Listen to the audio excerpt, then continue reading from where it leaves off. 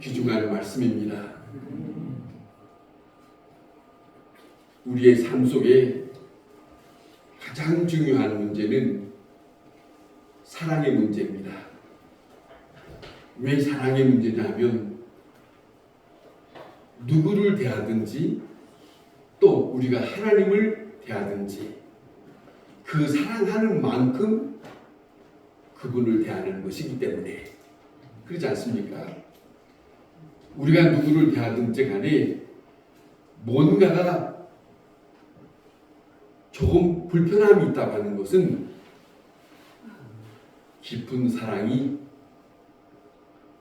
문제가 있기 때문이다. 그런 말씀입니다. 사실은 예수님의 제자들을 예수님이 3년 동안을 같이 하고 지냈습니다. 저들에게 많은 것을 보여주었고 많은 말씀을 해주었습니다. 그리고 특별히 베드로, 야고보, 요한은 어느 장소든지 특별히 이 셋은 예수님이 꼭 데리고 가셨습니다. 그리고 저들에게 더 특별한 것을 보여주었어요. 그렇게 하셨습니다. 오늘 이 본문에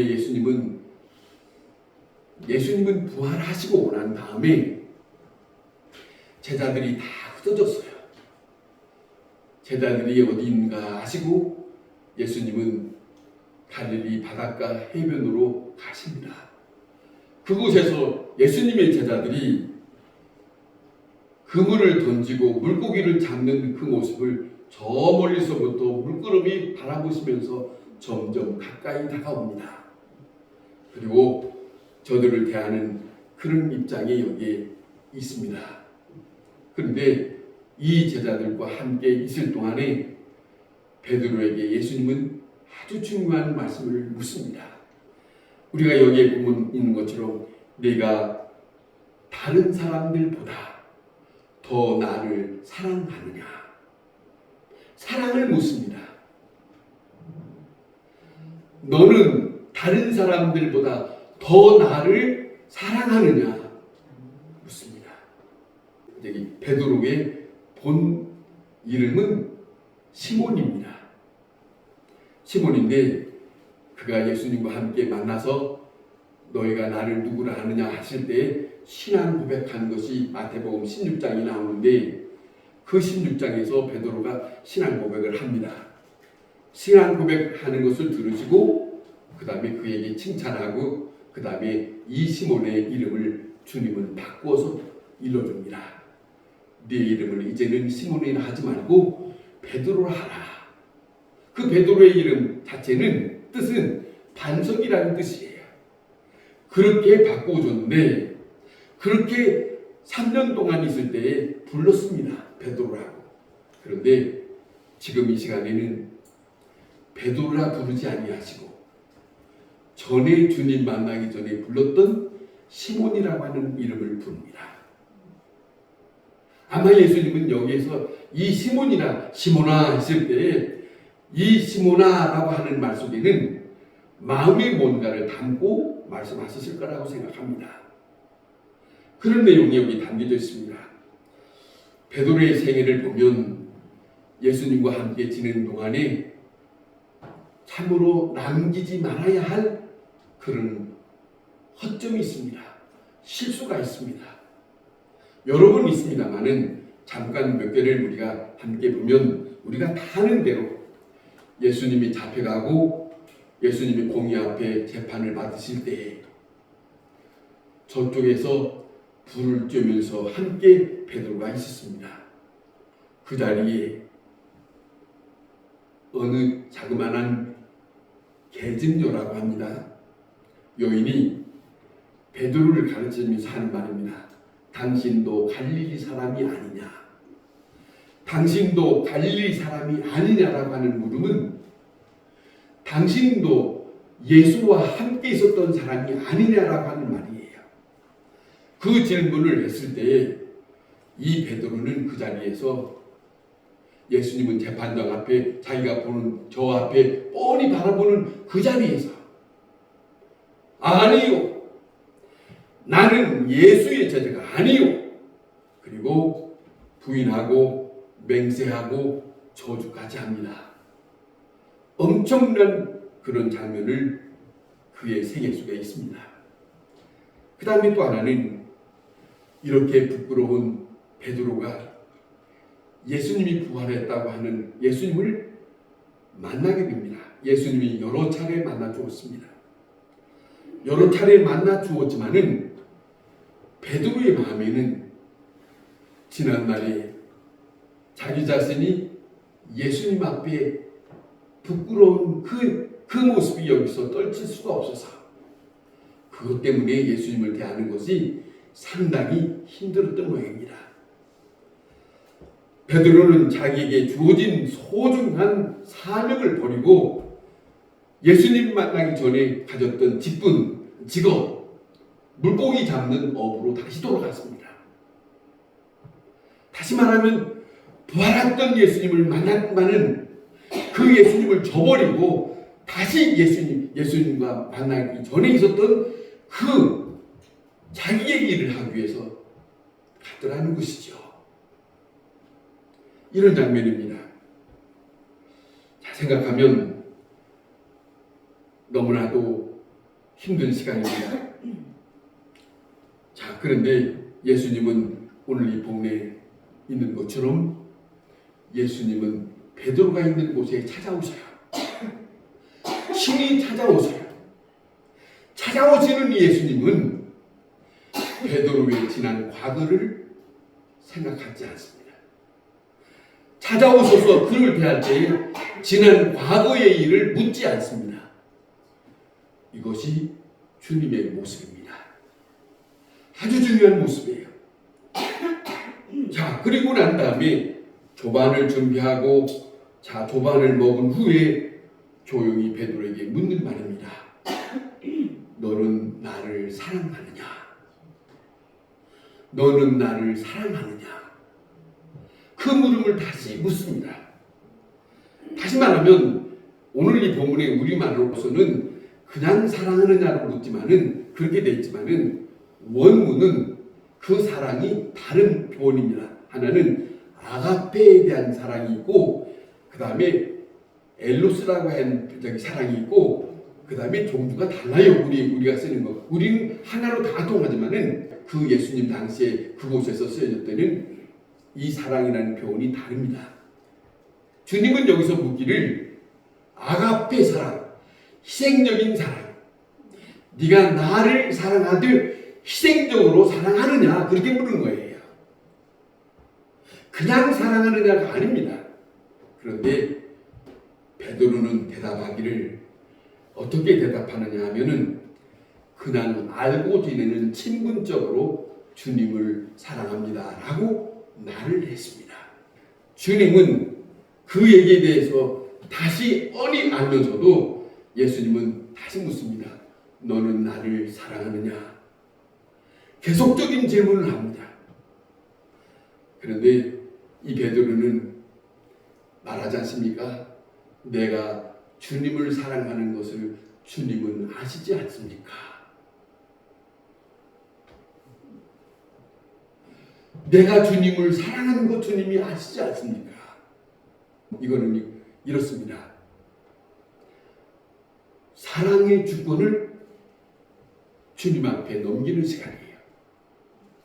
내가 사랑한다 안 사랑한다 하는 것 나도 믿을 만하지 못하는 거지.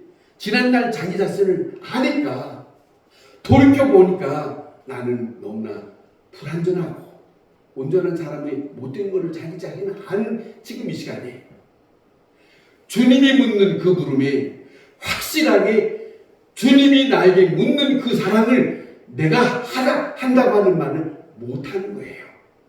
그 부끄러움이 있는 거예요. 그 마음에 확실하게 주님 앞에 정말로 마음에 흐뭇한 그런 대답을 할 수 없었던 거죠. 이런 모습의 장면이 오늘 여기 있습니다.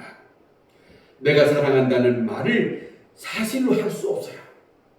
그래서 내가 사랑한다고 하는 말을 한들 내가 어떻게 그 사랑을 말할 수 있습니까? 그러나 다만 주님은 제 마음을 아실 것입니다. 이런 표현이에요. 욥기의 23장 10절에 보면 욥이라는 사람은 엄청난 고난을 당하잖아요. 엄청난 고난을 당하는 가운데서 그는 이렇게 고백합니다. 내가 가는 길을 그가 아시나니 그가 나를 단련하신 후에 순금같이 되어 나오게 하실 것이다. 내가 그렇게 할 것이 아니라 내가 가는 길을 나를 아시는 그분이 나를 붙잡아서 나를 그렇게 인도하실 것이다. 욥 자신도 내 주관적인 입장이 아니라 나의 모든 주권은 나를 잘 아시는 여호와가 하십니다. 이런 고백이에요. 오늘 이 본문이 자 보세요. 내가 어느 정도 주님을 사랑하는지 내 마음과 내 뜻을 주께서 아시지 않습니까?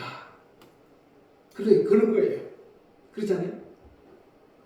사실은 자기 자신을 당당하게 말할 수 없는 그거. 나는 나 자신으로 불완전하니까 주님은 내가 사랑한다는 것을 주께서 아실 것입니다. 이런 고백으로 맞이합니다. 여러분, 미국의 대통령 카터라고 하는 사람이 있습니다. 그 카터라고 하는 사람이 있는데 그 카터라고 하는 사람이 쓴 책이 살아있는 신앙이라고 하는 책 속에 자기의 좌우명을 소개하는 그 부분이 있습니다. 그 부분을 잠깐 소개해 드리면 그가 고백한 내용이 있습니다. 이 좌우명을 간직한 사연이 있어요. 그 간직한 사연을 한번 들어보십시다. 이 카터는 해군 사관학교에 들어갔답니다. 사관학교에 들어가서 졸업하고 임관을 받고 이제는 배 타서 이제는 해군 제독 닉 오버라고 하는 그분과 함께 면담할 시간이 있었답니다. 이 면담하고 있는데 이 제독이 젊은 청년 이 사관생에게 이제는 전술과 전략에 대해서 말을 하고 그 다음에 군인의 자세에 대해서 질문을 하고 듣고 그렇게 하는 시간을 가졌습니다. 그러니까 그렇게 엄청난 계급이 있는 사람 앞에 서서 말을 주고받으려 하니까 이제 막 제대한 사람이 얼마나 어렵겠어요. 근데 그 마음을 조금 풀어주기 위해서 이렇게 말했답니다. 그래, 그간 공부는 재밌었는가? 성적은 어땠는가? 그렇게 물었어요. 자기는 공부는 조금 한다고 생각하고 재밌게 생각하고 그것만은 자신 있다고 생각해서 자신 있게 대답을 했답니다. 그때에 이 제독이 다시 묻는 말이 있어요. 그 성적이 자네가 최선을 다한 결과인가? 그렇게 물었어요. 이 말에 대답할 수 있는 그 말을 지금 이 제독이 듣고 있습니다. 그런데 이 제독 앞에 카터라고 하는 이 젊은 청년이 글쎄요, 최선을 다했다고 말씀드릴 수 없겠지요. 최선을 다했다고 말씀드릴 수 없겠지요. 이랬다는 거예요. 그때의 제독은 다시금 쏘아붙이듯이 말하기를 왜 최선을 다하지 않았는가? 왜 최선을 다하지 않았는가? 묻고 있지 않는가? 왜 대답하지 않는가? 하고 재촉하더라는 거예요. 제독 앞에 앉아있는 이 카터가 쫄았어요. 쫄면서 그 순간에 엄청난 생각을 하는 거지요. 자기는 나름대로 한다고 했지만은 이 제독으로부터 듣는 그 말은 여러 가지를 생각했던 거죠.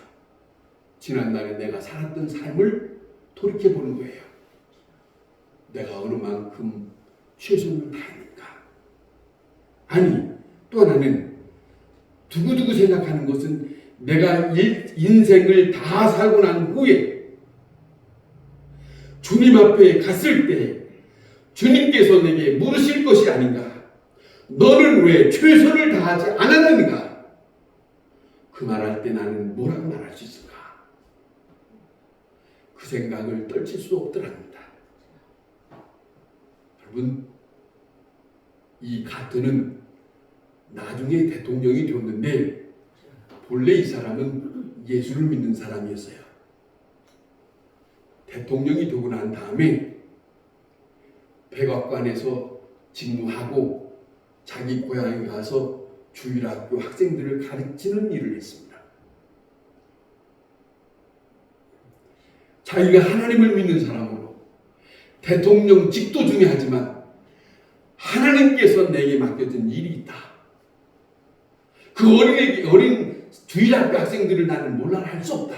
아무리 바쁘지만 세상 일이 바쁘지만은 주께서 내게 맡긴 그 일만은 나는 소홀히 할 수 없다. 그랬던 사람의 시절이 있습니다. 여러분, 다시 한번 우리가 생각하면 이렇습니다. 최선을 다한다고 하는 것은 몇 가지를 우리가 생각할 수 있습니다. 최선을 다한다는 것은 중요한 것은 그때는 모든 시간을 다 집중하는 시간이에요. 모든 것을 다 집중하는 그 시간이 최선을 다하는 것이다. 또 하나는 그 최선을 다하는 그 시간에는 기뻐하는 시간이에요. 즐거운 시간이에요. 왜냐하면 이 시간이 내가 최선을 다하는 시간이기 때문에. 더 중요한 것은 이겁니다. 최선을 다한다는 것은 이것은 내게 주어진 시간이요, 이것은 내게 주어진 일이요, 이것은 내게 주어진 앞으로 미래를 생각하며 살아갈 수 있는 감사의 조건이기 때문이다. 그렇기 때문에 나는 최선을 다하지 않을 수 없다. 이런 거예요. 그겁니다. 우리 인생을 삽니다. 길지 않습니다. 지금까지 살아왔으면 우리는 많은 것을 다시 한번 더듬어 봐야 한다면 지난 날은 슉 지나갔지만 돌이켜보면 그렇게 빨리 갔는가 생각할 수 있어요. 이제는 남은 시간 이것마저도 아주 특별하게 성경에 나타난 것처럼 화살처럼 그렇게 지나오는 시간이 우리 눈앞에 있습니다. 우리는 언젠가 주님 앞에 설 때가 있을 거예요. 아멘. 그때에 주저주저하지 아니하고 당당하게 주님이 나를 대할 때 아무 말씀하시지 않지만 너는 어떻게 살다 왔느냐 하고 주님은 주님의 눈으로 우리를 바라보실 거예요. 그 바라보실 때 주님은 우리에게 느끼는 바가 있을 거예요. 최선을 다했는지 최선을 다하지 않았는지, 주님을 사랑했는지 주님을 사랑하지 않았는지 그 앞에는 변명할 수 없습니다. 우리에게 주어지는 그겁니다. 사실 오늘 이 본을 다시 생각하면 3년 예수님과 베드로 짧은 시간이지만 지나갔습니다. 그 시간에 예수님은 제자들에게 지난날 살았을 때 들어보지도 못했고 경험하지 못한 많은 일들을 들려주었고 보여주었어요. 저들에게 예수님이 앞으로 고난을 당하고 난 다음에 내가 다시 살아날 것이고 다시 부활한다는 말씀도 주님은 하셨습니다. 주님은 다시 그 부활한 모습으로 승천하시는 모습까지 보여줬습니다. 아멘. 이거 뭡니까? 인간에게 이게 무슨 모습입니까? 이 세상에서 그 누구도 보지 못했던 일을 예수님이 직접 보여준 거예요. 그리고 예수님은 조용히 그 제자된 베드로에게 물었다는 거 아닙니까? 너는 나를 사랑하느냐? 이 질문입니다. 우리 한번 생각해 보세요. 나는 주님을 얼마나 더 사랑했는가? 그 사랑할 만큼 누가복음 7장에 보면 바리새인 집에 예수님을 초청한 내용이 있잖아요. 그 동네에 소문난 여인이 예수님이 그 바리새인 집에 왔다는 말을 듣고 찾아 들어갑니다. 그런 장면이 있습니다. 이 여인이 예수님 옥합을 가지고 자기 머리털로 예수님의 발을 닦고 자 이런 장면을 하는데 바리새인은 그 여인을 좋게 보지 않습니다. 그럴 때 예수님은 그가 생각하는 걸 아시고 바리새인에게 하는 말입니다. 너는 내가 들어왔을 때 씻을 물도 주지 않았다. 그러나 이 여인은 나를 위해서 지금 나를 위해서 이렇게 대하고 있다. 그러면서 하는 말씀입니다. 하나님의 사랑을 크게 느끼는 자와 하나님의 사랑을 적게 느끼는 자가 있다.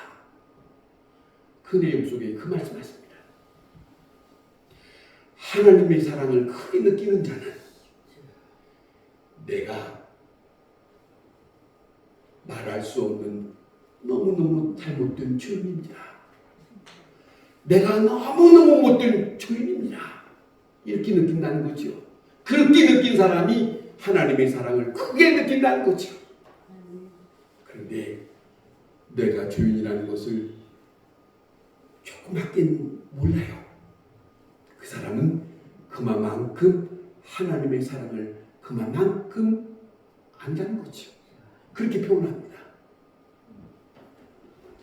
여러분 다시 한번 생각해 봅시다.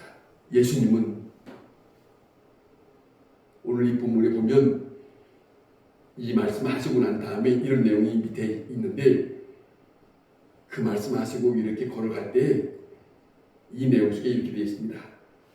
주님이 사랑하는 자가 주님과 함께 이렇게 같이 가는데 베드로가 묻습니다. 주님, 저 사람은 앞으로 어떻게 될 것입니까? 물어요. 이 본문에 그렇게 되어 있어요. 저 사람은 어떻게 될 것입니까? 할 때 예수님이 뭐라고 하시냐면 이렇게 말씀합니다. 내가 올 때까지 그를 머물게 하고자 할지라도 내게 무슨 상관이냐? 너는 나를 따르라. 알아들어요? 남 상관을 것 없대.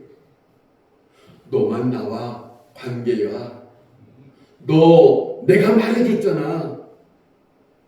너는 나만 보고 따라와. 다른 사람 상관없어. 전에도 말씀드렸죠. 예수님은 십자가 지시기 전에 이를 말씀하세요. 앞으로 세상의 왕들이 나를 고난받게 할 거다. 그러나 저들은 나와 상관이 없느니라. 이렇게 예수님 말씀하신 것 같이 예수 믿는 사람은 주님이 베드로에게 말씀하신 것 같이 나를 부르신 나와 주님 사이에 그 위에는 상관없이 주님과 나만이 생각하고 가야 할 길이다. 여기에 주님이 우리에게 묻는 너는 나를 사랑하느냐? 그 물음 속에 우리는 답하면서 응답하면서 살아가야 할 것입니다. 기도하겠습니다.